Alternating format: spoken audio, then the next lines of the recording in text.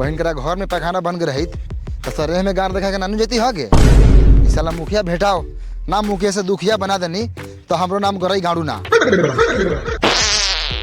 अरे इलेक्शन में मुखिया जी के जितावेला पूरा गांव के दम लगा दे रहे आ उ मुखिया के तोरा गांव के ख्याले नहीं खे कि लोटा लेके जाता रे सरे में होगे। तू तो जिला परिषद के लार चटले त काहे डर धके होगा तारे। हम तो मुखिया के कहियो गुलामी छोड़ देनी तू तो अभी लाड़ में तेल मरलिस कि लेटरी में तू बनवा दी बार ना है बड़वा हरामी साले।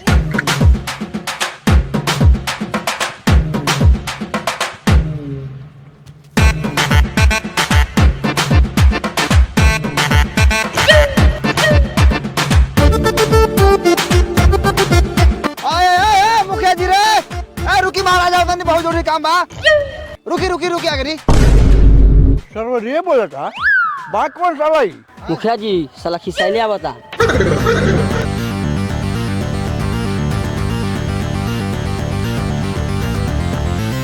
मुखिया जी प्रणाम करता नहीं। खुश रहो। रघु हमारा के पैखाना दे हम किना पैखाना। अरे अभी तक कर क्या होता नहीं पहले से बोलती इस प्लास्टिक में कस कर ली थी। अरे हम कहता नहीं पैखाना लेटरिन यानी टंकी सही थे कथी करबे खेत में गिरावे क्या होगा।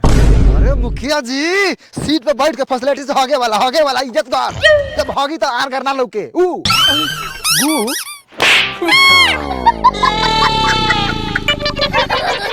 तो नाम जोड़ दिल बनियो मिल जातो। कहिया मिली मुखिया जी बताइए। इलेक्शन में विपक्षी मुखिया से मार खैनी आप पुलिस से 100 डंडे पिटाल बनी चूतर पर 50 वोट छापे के चक्कर में और 50 वोट से जीतल बनी और वो रहते हम घर के लोग लोटा लेके जोने तोने खेत में जाता अब विपक्षी के आदमी से आंख फरमा के देखता होगते ये बात ठीक बा। बात ठीक नहीं के लेकिन तोरा घर भर के ठीका थोड़े ले बानी। तू हमर लड़ाकू वोटर बारे तोरा मैदान लगता हम अपने दूरा पर लेटरिंग बनवले बानी आइए हक के चल जाइए। तोरा ले इतना फ्री बाटे मर्दी से एक झपर तो थोड़े कुछ बोलनी हो तोरा क्या। सर हम तोरा माथा पे पाप चढ़ गेल बा हमकी हम 12वां जीत लिया 12वां हमके जिताम विपक्षी पार्टी के।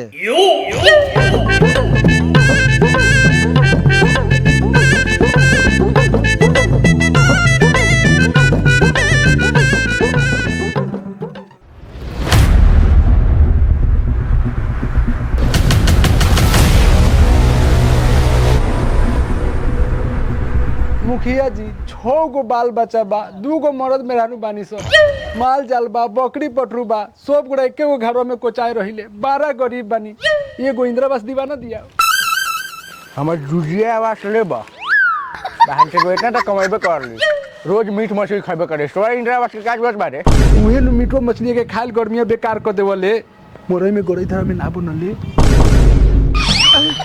ए सारे बाप तो 6 को पैदा कर देले अब कितना गरई धराइबे रे।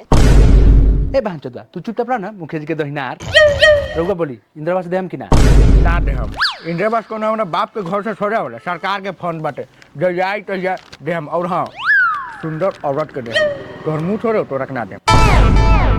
यही मुंहवा पर इलेक्शनों में हमर लाड़ चाटे आए रहनी। ए सरवा ई हमरा ला नया बात बा मुखिया जी लाड़ चाटलन जब इलेक्शन आई तब तक लाड़ चटी हम आ तू सरवा फ्री में वोट दिल बारे 2 महीना ले हमारे दलान पर महुआ मीठा पीले बारे खांसी का लड़ चुस्ता खैले बारे। एकरा मतलब का मनरेगा खाइए के नहीं लेटरिन बाथरूम खाते बानी हई गरीब आदमी के इंदिरावास खा जाए। हाँ खा जान तोरा जहाँ जाए के हो जे करे के हो जो कर विधायक BDO CO DM SP DSP हम शासन में बानी सब हमरा अंडर में बाटे तोहर मुँह हमें ठीक नहीं खिलागत हम ना दे हम जो मेहरारू के भेज तनी सुख हम मुखिया जी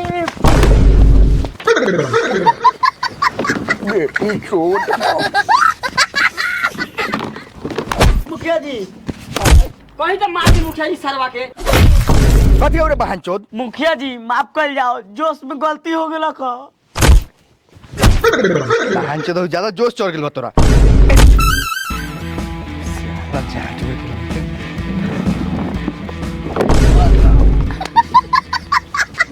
बाप रे बाप इतनी कुर्सी लियो।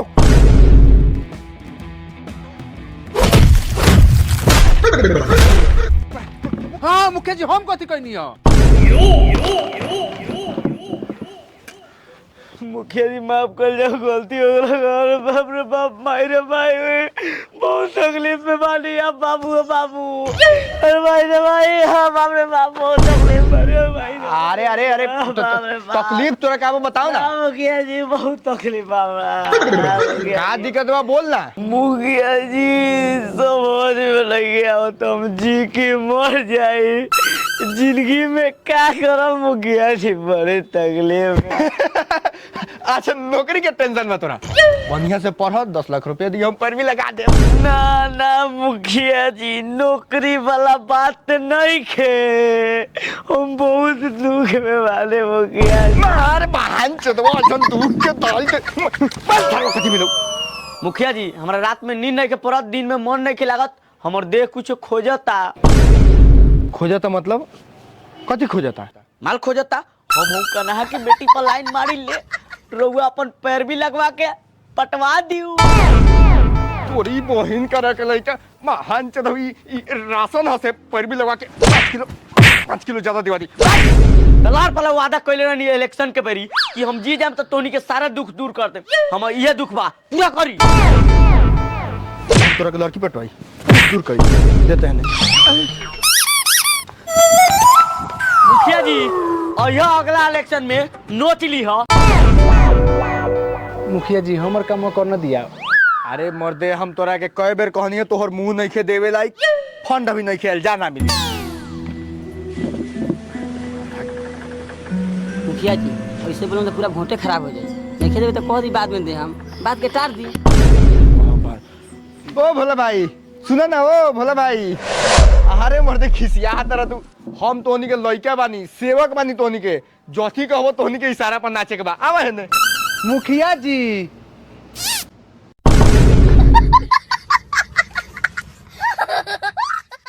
हेलो हेलो, कैमरा चालू बा? जी नमस्कार, स्वागत है आप लोगों का अब तक इंडिया में।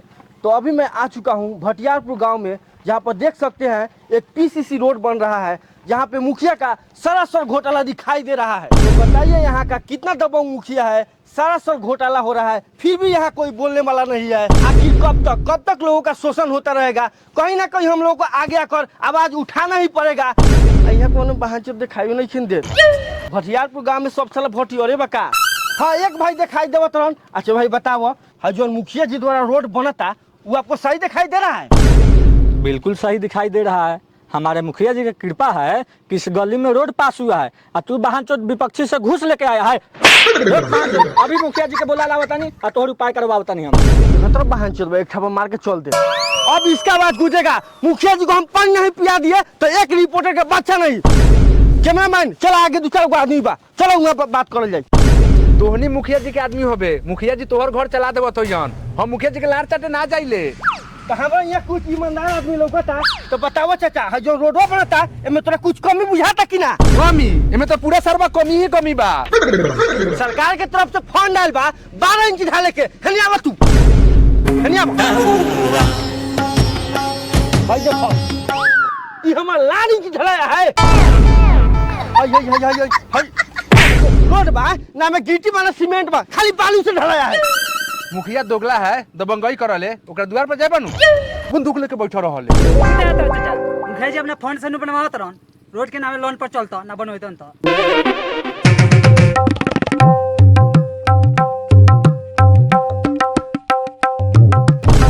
मुखिया जी जिंदाबाद जिंदाबाद जिंदाबाद, मुखिया जी जिंदाबाद जिंदाबाद जिंदाबाद। कौन सारो कथी कहतला करे? गांव के सरपंच कौन बहन चोद बनता है? हम आज उठाएंगे, धरना प्रदर्शन करेंगे। इस रोड का 40 लाख रुपए का टेंडर है, आपको जवाब देना पड़ेगा। ओ हेलो, माइंड योर लैंग्वेज। हमारे रग रग में ईमानदारी का खून दौड़ता है, वहाँ पूरा खानदान कहियो बेईमानी नहीं करे। मुखिया जी जिंदाबाद। तो है का जूजी बा, बेईमानी नहीं खेते का बा? यहाँ के जानते सब दोगला बा। मुखिया दोगला बा। बेटी चोद विपक्षी पार्टी का आदमी करवाते कहीं से। तो मुखिया जी लार मुखिया जी अब रवर दबंगई ना चली, अब उपाय होई। हाँ उपाय होई। मुखिया जी मुर्दाबाद, मुर्दाबाद मुर्दाबाद, मुखिया जी मुर्दाबाद, मुर्दाबाद मुर्दाबाद, मुखिया जी मुर्दाबाद, मुर्दाबाद मुर्दाबाद, मुर्दाबाद। अब तो हमको जनता का सपोर्ट मिल रहा है, मुखिया जी हो जाइएगा, अब लंबा जाइएगा। तो यही मुखिया जी हैं जो बंदूक के दम पर अपने जनता लोगों को डलवाते हैं, फंड का पैसे खा के लड़ दिखा देते हैं। अरे ये क्या बोला है नहीं मारा।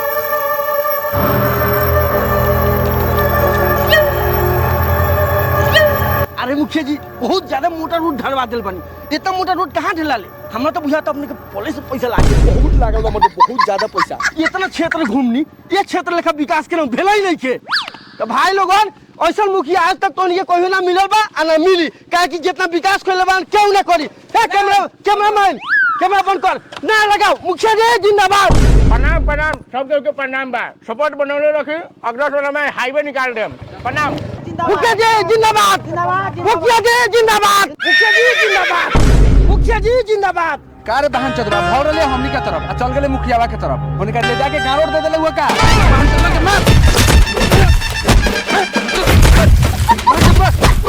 पत्रकार के चलते पूरा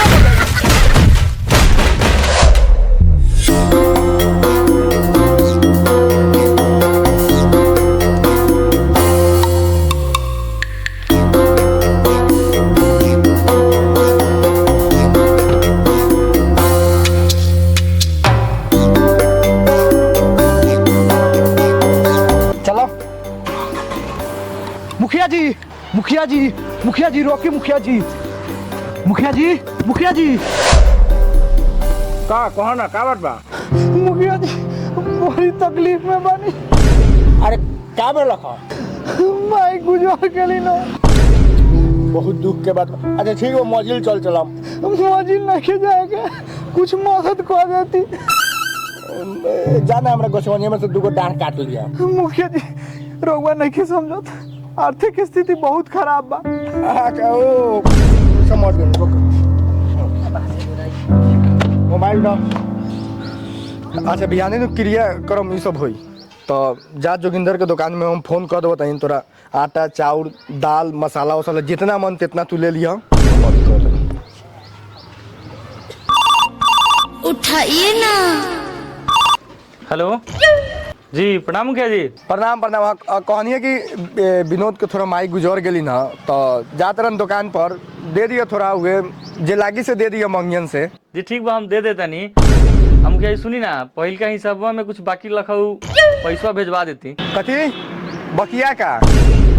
कहनी बउए से बारा बाबू थाना से फोन कर ले रहा ना, तो झगड़ावा ना रहे, पटीदार वाला मिटारवा रहे जमीनवा के, तो वही में कादन फिर से केसवा वाला कॉपिया खुलल बाटे, गिरफ्तारी करेला कहत लहन तो के पूरा परिवार के। अच्छा ठीक बा, भेज दी उनका के, जे होता से हम दे देता नहीं। अच्छा ठीक बा, हम बारा बाबू के माना कर देम। जा जोगिंदर के दुकान में तोरे जितना मन करी अपन ब्यादर बार, अपन गांव समाज के बार, तोहर दुख हमर दुख बाटे, जितना मन करी जथी मन करी दुकान में से लिया, दुख में थोड़ा एथी। मुखिया जी रउआ हमर भगवान बनी। अरे महाराज, इंसान इंसान के ना मदद करी के करी? तू जा, तोरा हम बानी ना, अभी जिंदा बानी। जा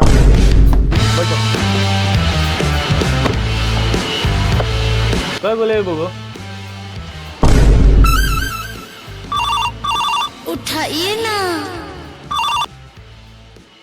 हेलो, सुन ना, जतो तो 5 किलो चाउर के अलावा कुछो मांगे सीधा मना कर दिया, हमारा में नहीं देवे के। ठीक बा, हम तो जानते रहनी है, कम बार का दोगला थोड़े बा साला मुखिया बा। आज पता चलता विमल दो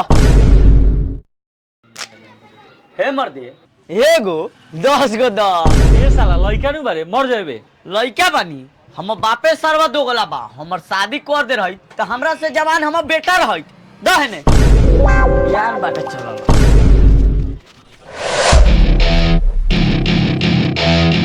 अरे मुखिया जी महाराज, इन्हें चौर में कहाँ चलल बनी? अरे देखो, लाला बहु नहीं थे, बहुत दिन दूरा पर दौड़ल बाटे। चलो ना थोड़ा हाल खबर ले लो जाओ।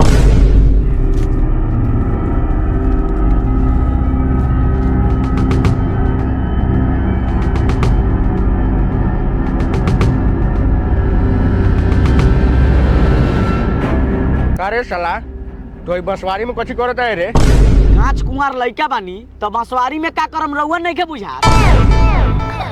हेलो हंसू, देख बबू फालतूपन कैला से जिंदगी ना चले।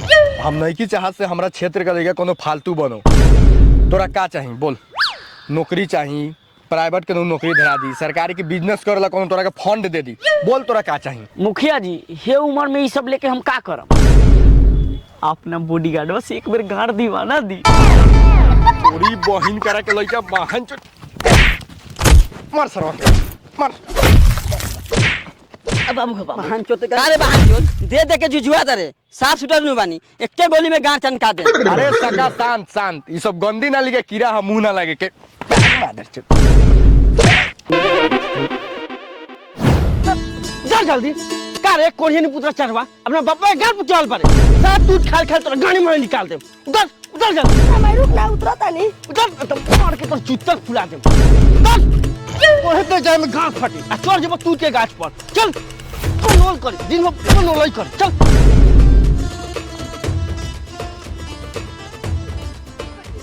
अरे मलकिनी, अरे मुखिया जी प्रणाम। का मुखिया जी के दूरा पर बुला के बेइज्जती करत तारू? तोहर जगह प्रणाम करे लायक नहीं थे, गली मिले लायक बा। और माँ की क्या पकड़नी सरे? तो गला मुखिया जी नु हवा चली मुखिया जी बैठी चली।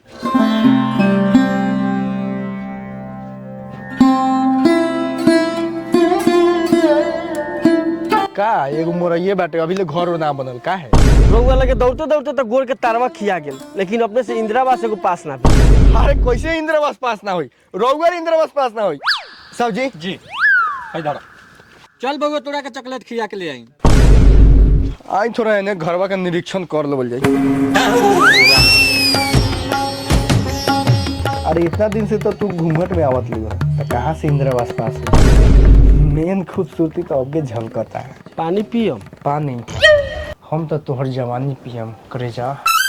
अरे हमर नहीं नहीं छोड़ दियो छोड़ दियो तुम भात में जानिए तो इनके काट के अरे कैसे जाने तो कोली हम लोग इंदिरावास पास करोगे? छोड़ का लागत हो मुखिया जी इंदिरावास पास करत हो का दो? छोड़ इंदिरावास पास हो खो चाहे ना हो, लेकिन हम इसे काम ना करो। अरे थोड़ा सा जीव जाता ना, अभी इंदिरावास पास हुई जवानी में वृद्धा पेंशन मिलने लगी। हम उसे औरत ना बनी, हम उसे काम ना करी। अरे वैसा और कैसा? अरे बाप रे भाई कोढ़िया मुखिया हम इज्जत लूटने रहता था, हम बर्बाद हो गए। बचाओ लोग का मुखिया जी पास हो गए? भाग न रे बहन चोद, तो मार के मुंगा दे तू सब।